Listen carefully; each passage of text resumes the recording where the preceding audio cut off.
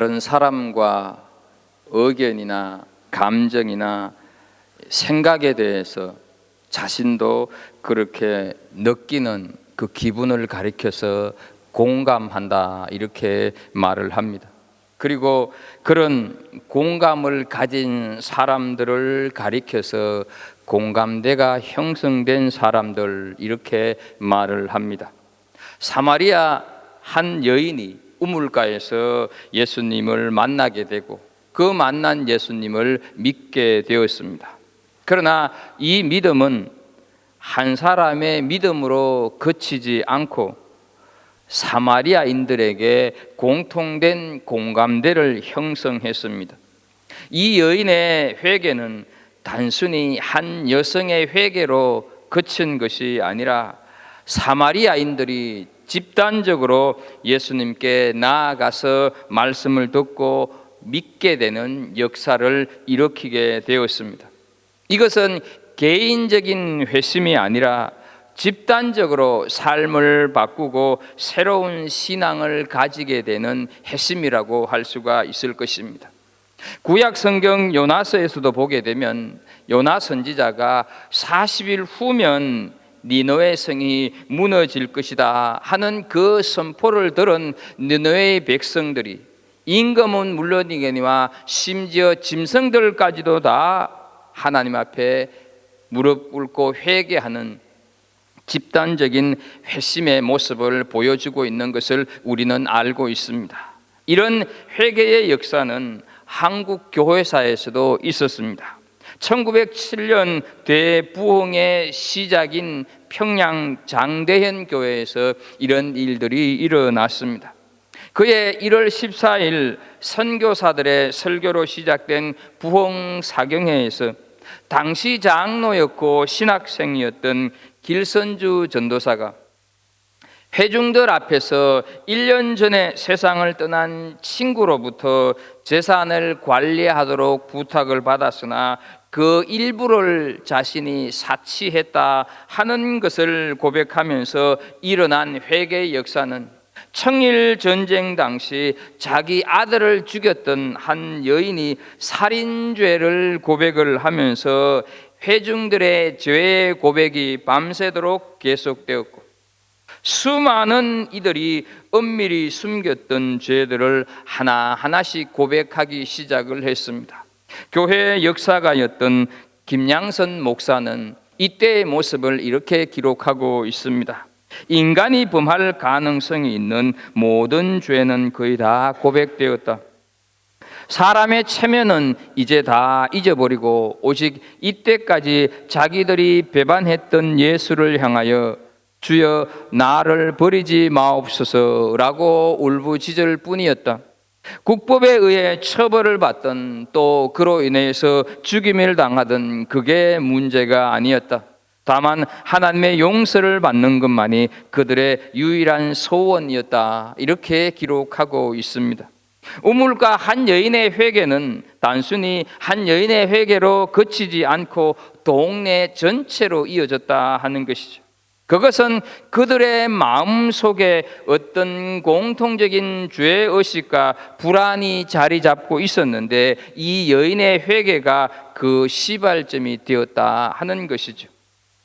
지난주에 우리가 살핀 대로 예수님께서 휘어져 추수하게 되었다 하는 말씀은 사람들이 주께로 돌아오는데 어쩌다가 한 명씩 돌아오는 것이 아니라 어떤 공동적인 어떤 죄의식이나 불안, 책망을 받음으로 인하여서 한꺼번에 하나님께로 돌아오는 것을 말하는 것입니다. 그러나 오늘 우리는 여러 해 동안 수십 년 동안 함께 신앙생활을 하지만 이렇게 집단적으로 회심하는 신앙의 모습, 이런 현상들은 보지 못하고 있는 것이 사실입니다. 그 원인이 어디에 있을까 하는 것이죠. 사마리아인들의 마음속에 오래된 신앙적인 상처를 안고 있었습니다. 이스라엘을 정복한 아수르의 혼혈 정책으로 차별과 냉대 속에 살아야 함은 물론이거니와 유대인들은 사마리아인들과도 상종조차 하지 않았다고 하는 것을 우리는 이미 알고 있습니다. 당연히 예루살렘 성전에서 예배드리는 것이 허용되지를 않았습니다. 유대인들은 사마리아 사람을 인간 이하로 심지어 이방인보다도 더 천하게 생각했습니다. 그래서 사마리아인들은 나름대로 그릿 심산이라고 하는 곳에서 예배를 드렸지만 그 예배는 하나님이 함께 하는 예배가 아니었다 하는 것이죠. 거기에는 제 용서함도 없었고 감동도 없었고 응답도 없는 죽은 예배였다 하는 것이죠. 우리 한국인들이 드리는 제사를 한번 생각해 본다면 거기에 무슨 생명이 있느냐 하는 것이죠. 거기에 무슨 죄 용서가 있고 기쁨이 있으며 하나님과의 살아있는 만남이 있겠습니까? 그야말로 죽은 의식입니다. 사마리아인들의 예배가 바로 그런 죽은 예배였다 하는 것이죠. 그들의 마음속에 깊이 깔려있는 공통된 의식이 무엇이었습니까? 그것은 자기들은 한번 하나님께 살아있는 예배를 좀 드리고 싶다. 죽어도 좋으니까 하나님께서 다시 한번 자기들에게 은혜를 베풀어 주셔서 어떻게 예배를 드리라고 말씀해 주시는 것이 이들 속에 깔려있는 공통된 의식이었습니다. 예루살렘 성전에는 갈 수도 없고 그렇다고 이 엉터리 같은 제사로 만족할 수 없었던 것입니다. 그때 예수님께서 사마리아 여자를 찾아가서 새로운 예배를 드리는 법을 가르쳐 주셨습니다. 그것은 예루살렘에 가는 것도 아니고 그들의 산에서 드리는 것도 아닌 오직 영과 진리로 하나님께 예배 드릴 수 있다 하는 것입니다. 이들로 하여금 하던 일을 멈추고 예수님께로 나오게 한 사실은 메시아가 자기들을 찾아왔다는 사실입니다. 그가 메시아인 증거가 무엇일까? 그것은 이 여자의 모든 비밀을 다 알고 계셨고 또 그것을 말씀하신 것입니다. 여인이 들은 말씀이 무엇입니까? 그것은 사마리아인들이 수백 년간 풀지 못한 숙제였고 마음에 자리 잡은 엉어리였습니다. 이런 공통된 엉어리가 다 함께 하나님 앞에 회개하고 나오는 집단적인 영적인 추수를 일으켰다 하는 것이죠. 우리 한국인들의 공통된 엉어리가 무엇입니까? 가난이었습니다. 질병이었습니다. 설교를 통해서 믿음으로 가난과 질병에서 해방을 외친 분들이 있었습니다. 이분들의 설교는 엄청난 공감을 불러일으켰고 결과적으로 수많은 대형 교회로 성장했습니다. 믿으면 잘 살 수 있고 믿으면 무슨 병이든지 낫는다는 설교는 모든 사람들이 듣고 싶었던 복음이었습니다. 그러나 우리는 성경에 손을 얹고 가만히 생각해 본다면 과연 우리들의 진정한 고통이 가난만이었고 질병에서 노임받는 것이 진정 우리들이 바라던 소원이었을까, 소망이었을까? 우리는 우리의 진정한 엉머리를 잘 알지 못하고 있는 것은 아닐까 하는 질문들을 해볼 수가 있습니다. 왜냐하면 우리는 하나님 앞에 예배 드리는 것을 수백 년 동안 거부당한 아픔 같은 것이 없기 때문입니다. 코로나 팬데믹으로 현장 예배가 어려워짐에도 교회를 가지 않고 집에서 드리니 편하다는 생각이 우선이지 성전 예배가 없어지는 것에 대한 안타까움이 별로 없습니다. 무엇보다도 우리는 죄가 무엇인지 모르는 상태에서 복음을 들어버렸습니다. 죄의 노예로 사는 삶이 얼마나 고통스러운가를 알지 못한 채 우리는 이미 자유인이 되어버렸다 하는 것이죠. 예수님께서 지신 십자가가 얼마나 큰 고통이고 모욕이고 수치인지를 모르면서 우리는 이미 구원을 선물로 받아버렸습니다. 그래서 영혼의 추수는커녕 자신의 신앙만 겨우겨우 지탱하고 있을 뿐이다 하는 것이죠. 우리는 진정으로 우리에게 필요한 것이 무엇이며 우리 가슴 깊은 곳에서 자리 잡고 있는 엉머리가 무엇인지 모르고 있습니다. 그래서 기복적인 설교에는 구름대같이 몰려가지만 참된 복음을 전하면 목사님과는 방향이 안 맞고 색깔이 맞지 않는다는 교만스러운 행동을 합니다. 죄라고 하는 것이 하나님을 무시하고 하나님 뜻에 불순종하는 것임을 배워본 적이 없습니다. 사마리아인들처럼 자기들의 죄의식에 공통된 엉머리가 없는 사람들이 우리가 아닐까 하는 것이죠.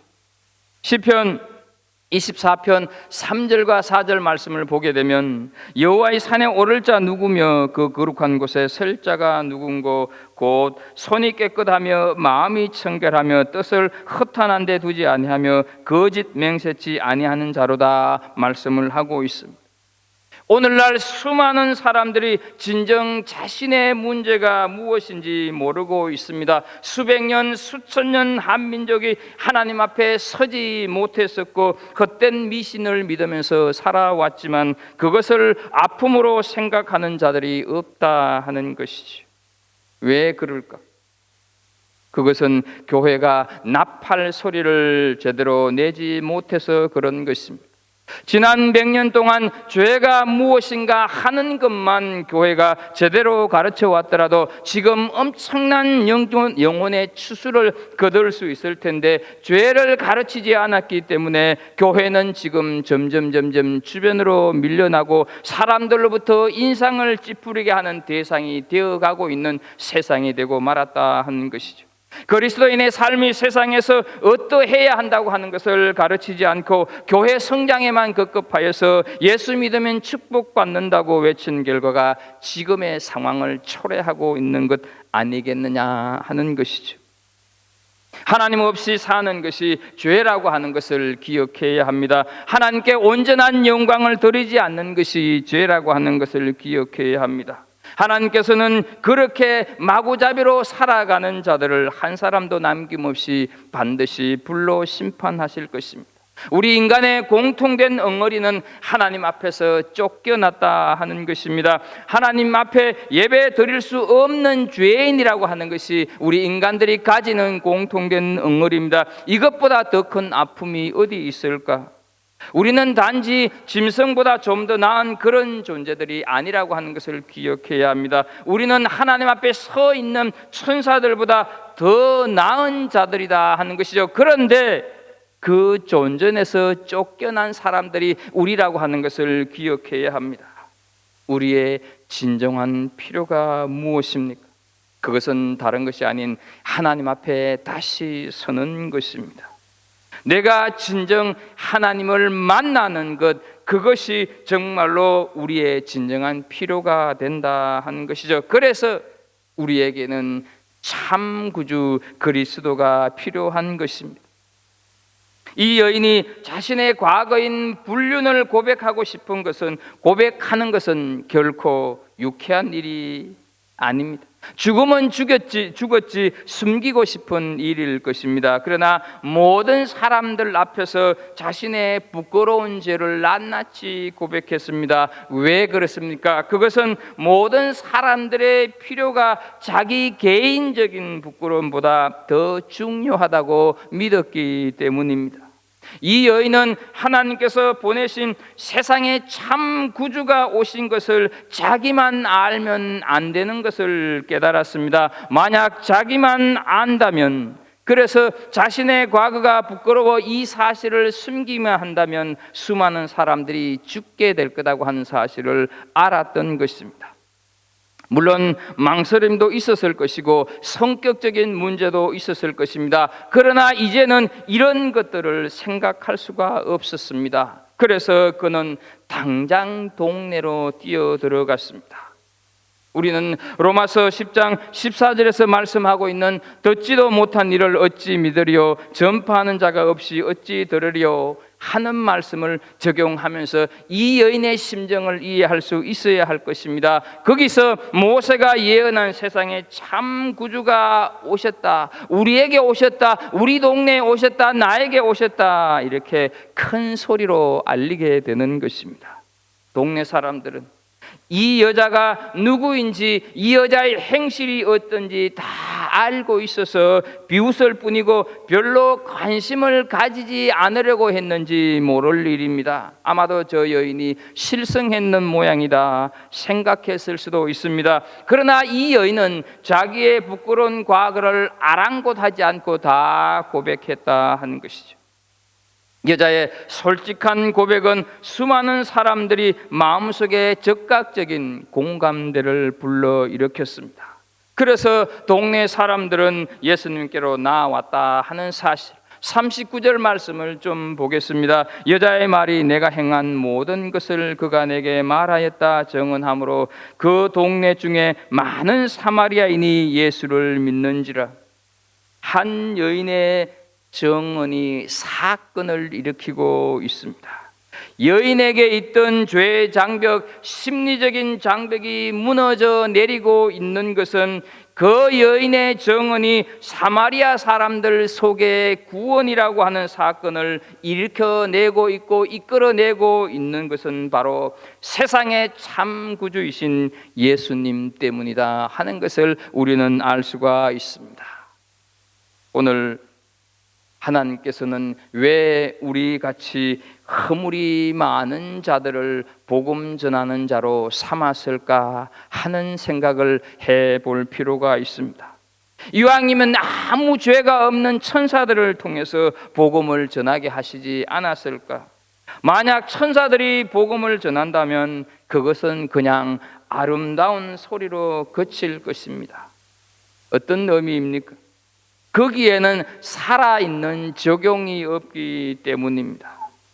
천사들은 하나님의 말씀을 자기 자신에게 적용할 것이 없습니다. 왜냐하면 그들은 구체적인 죄의 경험이 없기 때문입니다. 이들은 하나님 앞에서 드리는 예배를 거절당해 본 적도 없고, 굶은 적도 없고, 매맞아 본 적도 없고, 집에서 쫓겨난 적도 없고, 다른 사람에게서 서러움을 당한 적도 없기 때문이다 하는 것이죠. 천사같이 아름다운 소리, 감동을 주는 멋있는 교훈, 그것이 전부입니다. 그러나 거기에 모여있던 사람들이 다 돌아갈 때는 너는 천사니까 그럴 수 있는 것이지 나 같은 놈은 달라, 이렇게 하면서 그 천사의 소리를 듣는다고 하면 사람들이 그렇게 생각을 하면서 돌아갈 것입니다. 아마도 한 유대인이 이런 말을 했더라고 한다면 사마리아인들은 믿지 않았을 것입니다. 그러나 죄인인 여자가 자신의 과거를 덜추어내면서 예수님을 증거했을 때 그 말씀은 살아있는 증거였고 적용이 있는 말씀이 되었다 하는 사실이죠. 디모데전서 1장 15절 말씀을 보게 되면 바울 사도는 자신을 가리켜서 죄인 중에 내가 괴순이라 이렇게 고백을 합니다. 여러분, 이 고백은요, 과거에 내가 죄인 중에 괴수였던 나를 주님이 용서해 주셔서 이제는 의인이다, 이런 뜻을 두고 하는 말씀이 아닙니다. 주님이 과거에 죄인인 나를 구원해 주셨는데 지금도 나는 죄인 중에 두목이다, 이런 뜻을 가지고 있습니다. 바울 사도는 주님의 은혜와 주님의 긍휼이 넘치고 주님의 영광이 넘치는 가운데서 이 고백을 하고 있다고 하는 것을 우리는 기억해야 합니다.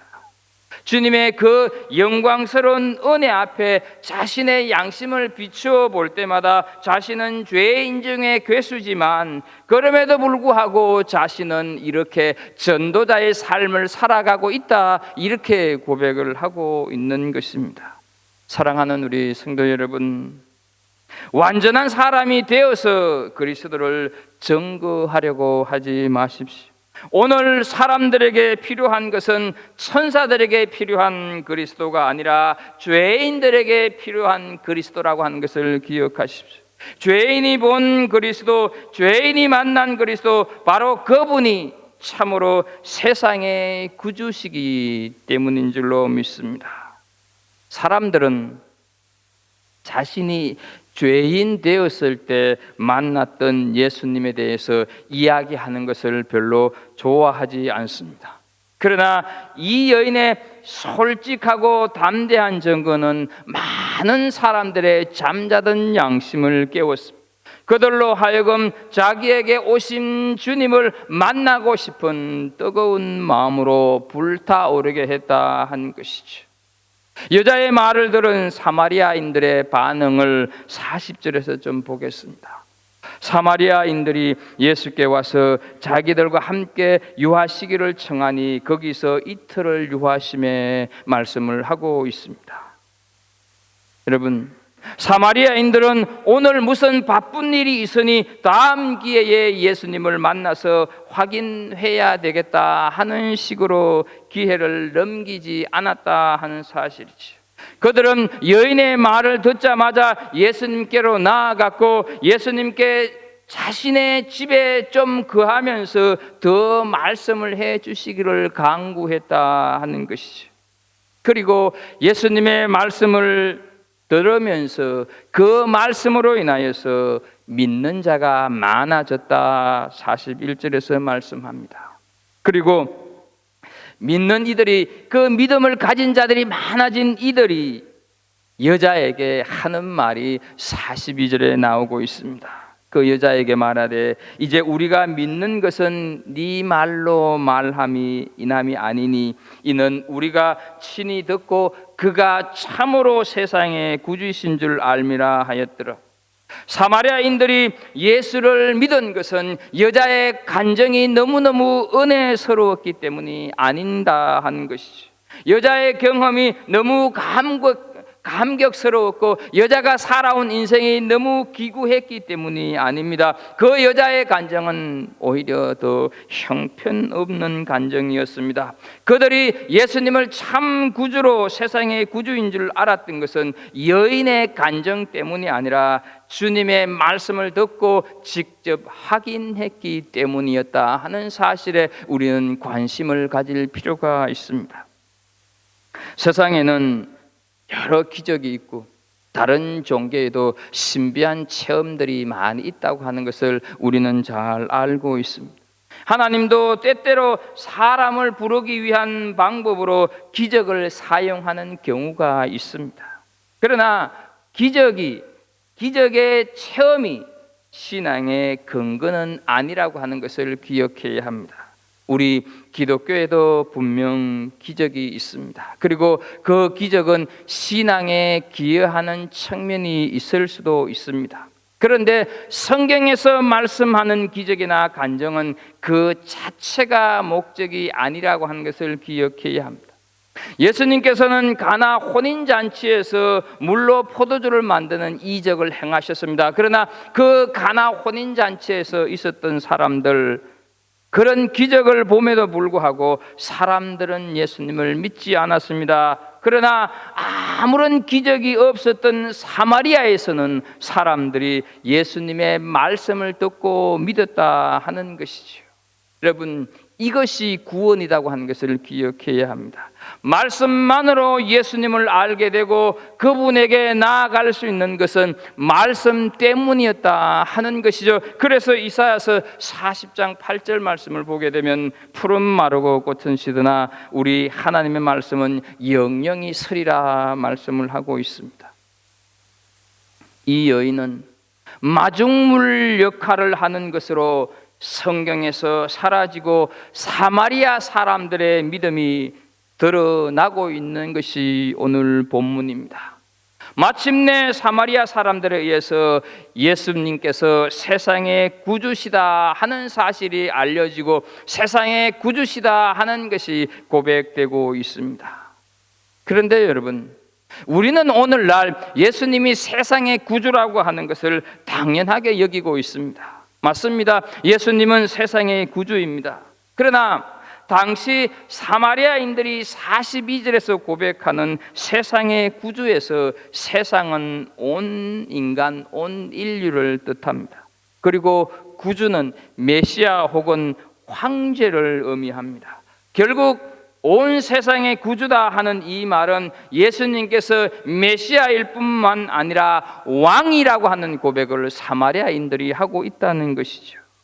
여러분, 로마 황제를 부를 때만 사용하는 단어인 이 구주라고 하는 왕이라고 하는 단어를 사마리아인들이 세상의 구주요 왕이라고 하는 것은 로마의 지배를 받고 있던 사마리아인들에게 있어서 로마 황제가 왕이 아닌 다른 사람에게 왕이다 이렇게 말하는 것은 반역죄로 걸려 들어갈 수 있는 상황입니다.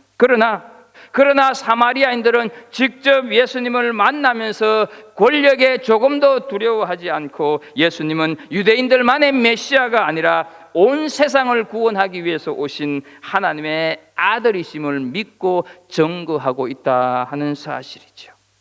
그래서 요한 1서 4장 14절에 보게 되면 아버지가 아들을 세상에 구주로 보내신 것을 우리가 보았고 또 증언하노니 말씀하고 있습니다. 이들이 만약 예수님을 만날 기회를 다음으로 미뤘다고 한다면 어떤 결과가 생겼겠습니까? 그들은 평생 평생 예수님을 유대인 예수로만 알았을 것입니다. 그래서 유대인들은 예수님께서 오셔서 잔치 자리에 초대했지만 결혼해서 못 간다고 그러고 새로 산 소에게 일을 시켜보아서 잘하는지 못하는지 알아보아야 하기 때문에 못 간다고 했습니다.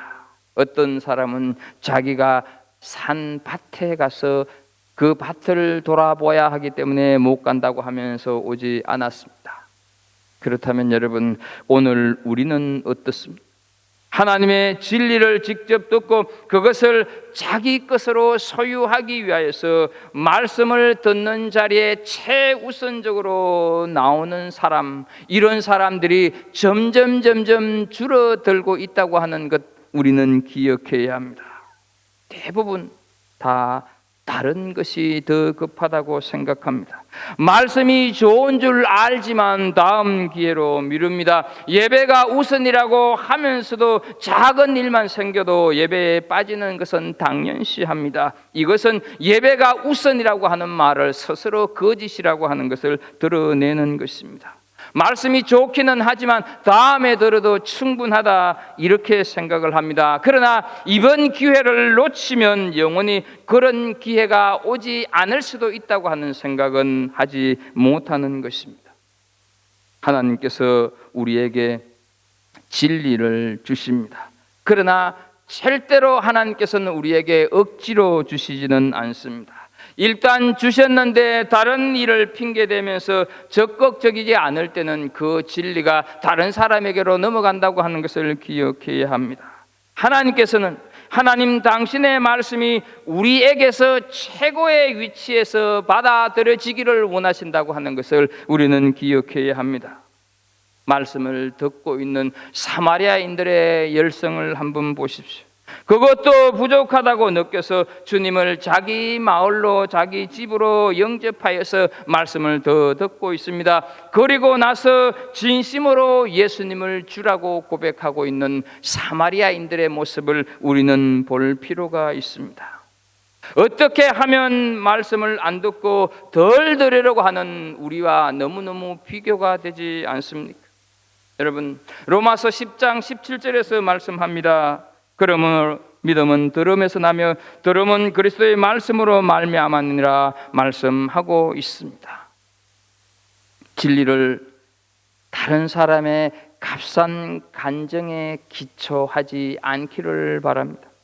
누가 뭐라고 하길래 유튜브에서 나오는 간정들을 믿고 나도 믿겠다, 이것이 아니라 직접 내가 말씀을 듣고 나도 그분께 직접 나아갈 거다, 이런 고백을 할 수 있는 우리가 되어야 할 것입니다. 당장 이 말씀이 과연 나에게 오늘 주신 말씀인가, 우리는 계속해서 내 속에서 물어보아야 할 것입니다. 그리고 그것이 정말 나에게 사실이라 한다면 머뭇머뭇하지 말고 예수 그리스도를 구주로 받아들이는 은혜가 우리에게 있어야 합니다. 한번 확신을 얻었다고 한다면 결코 어떠한 일들이 있어도 물러서지 않기를 바랍니다. 나에게 주신 기회를 우리는 절대로 놓치지 않는 은혜가 있어야 할 것입니다. 이제 사마리아 여인과 예수님과의 만남이 이것으로 끝입니다. 그런데 사랑하는 우리 성도 여러분, 기억하십시오. 이 놀라운 사건이 일어난 것은 예수님께서 목마른 여인을 찾아오셨다고 하는 데서 출발한다고 하는 것을 놓쳐서는 안 될 것입니다. 인생살이에서 목마름과 같은 결핍은 우리가 예상치 못한 일들을 만들어냅니다. 내가 아픔이 없다고 한다면 남의 아픔을 헤아리거나 남의 아픔을 잘 이해하지는 못합니다. 병원에 가 보게 되면 진료를 받기 위해서 기다리다가 처음 보는 사람이라 할지라도 이내 친해져서 서로 자기가 가지고 있는 병을 고치기 위한 노하우를 쉴 새 없이 주고받는 것을 보지 않습니까?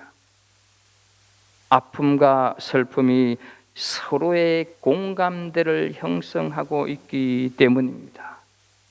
때때로 인간에게 주어져 있는 결핍은, 고통은 아프고 무겁지만 이웃을 알아가는 통로가 되는 것이고, 무엇보다도 나에게 있는 결핍, 나에게 있는 고통, 나에게 있는 환난, 이런 것들이 오히려 주님께서 나의 참 구주가 되신다고 하는 것을 믿게 하는 계기가 된다고 하는 것을 우리는 기억해야 할 것입니다. 사랑하는 우리 성도 여러분, 결코 물질이 이 세상의 참 구주가 아닙니다. 사랑하는 우리 성도 여러분, 내 자신이 내 인생의 참 구주가 될 수는 없는 것입니다. 사랑하는 우리 성도 여러분, 내 인생의 대장이 내가 되려고 하지 않기를 바랍니다. 내 인생의 대장은 오직 나의 참 구주이신 예수 그리스도라고 하는 것을 고백하시는 우리 성도들이 되셨습니다. 세상 살아가기가 참으로 힘들고 어려울수록 이것이 예수님께서 나의 참 구주가 되신다고 하는 것을 깨닫게 하고 더 깊어지게 한다고 하는 좋은 훈련, 좋은 계기가 된다고 하는 것을 기억하면서 우리에게 닥쳐오는 어려움들을 겁내거나 두려워하지 마시고 세상의 참 구주, 내 인생의 참 구주가 되시는 그분이 이 고통, 이 환난을 이기게 하실 거라고 하는 믿음을 갖고 고백하면서 믿음의 경주를 해가는 우리 믿음의 성도들 다 될 수 있기를 예수님의 이름으로 축복합니다. 하나님 아버지, 예수님은 세상의 참 구주이십니다. 예수님은 나의 참 구주이십니다. 예수님은 나의 참 구주이십니다 하는 이 고백이 내가 살아가는 삶의 현실 속에서, 내가 살아가는 삶의 자리에서 고백되어지고 적용되어지는 그런 삶을 사는 우리 하나님의 백성들 다 되게 하여 주옵소서. 예수님의 이름으로 기도합나이다. 아멘.